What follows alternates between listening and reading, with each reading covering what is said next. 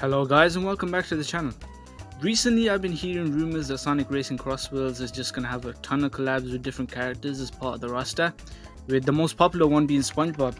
And to be honest, it got me thinking about the type of collabs that Sonic used to have in the past and what they could do for the future. Let's not waste any more time and get into it.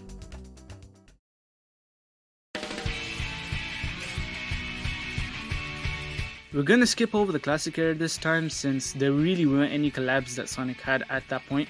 Sure, there were crossovers with other Sega franchises like Knights or Flicky's Island, but there weren't any major crossovers from any other franchises. The same thing kinda happened with the Dreamcast era as well, but since Sega tapped out of the console market and went third party, that just meant that there was more of a chance for Sonic to cross over with Nintendo characters, with Mario being the top of the list.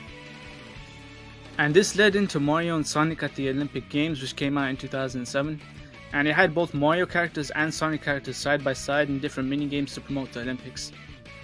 The story behind it was that Sega were the ones developing these games, and they asked Nintendo for the license to use their characters and they agreed. And to be honest, even though I would have preferred a proper crossover game between Mario and Sonic, I still have a lot of memories of playing these games with my family.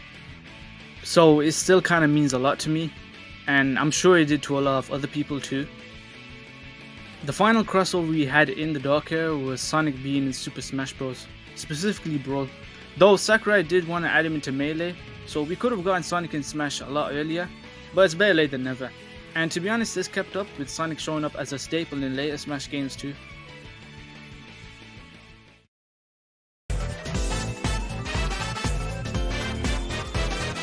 With Sonic's own games, there were also car races that made cameos for other Sega characters, but All-Star Racing Transformed had a ton.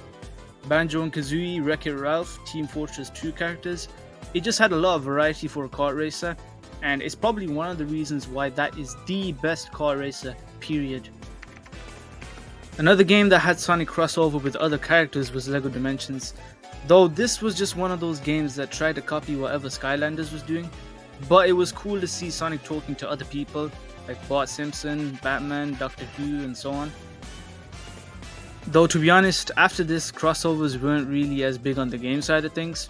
Though we did get a couple of collabs with games like Fall Guys and Minecraft, but it was nowhere near as big as it could have been since Sonic's popularity at this point was probably the lowest it'd ever been.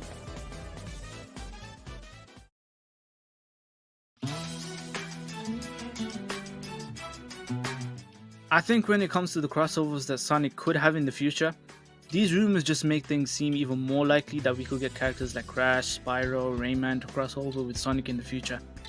What I really want is a Mario and a Sonic crossover. A proper one, not a mini game this time. I get that both of their playstyles are too different, but I genuinely think it can work, and I think a lot of fans have wanted this for ages by now. Also, as I'm recording this right now, there's been leaks of SpongeBob in the game, which to be honest I would have preferred if they just showed it off at Summer Games Fest or something, but we at least know now that it's confirmed. On top of that, we also got confirmation of Minecraft Steve and Alex in the game, TMNT, Aang from Avatar The Last Airbender, Hatsune Miku, Knights. They've got everything in this game and it's just insane to me. But back to the video. At the end of the day, I'm just hoping that this opens doors for like future crossovers with different characters.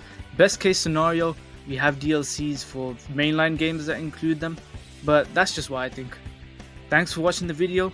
Please make sure to like and subscribe for more content, and I'll see you all in the next video. Peace.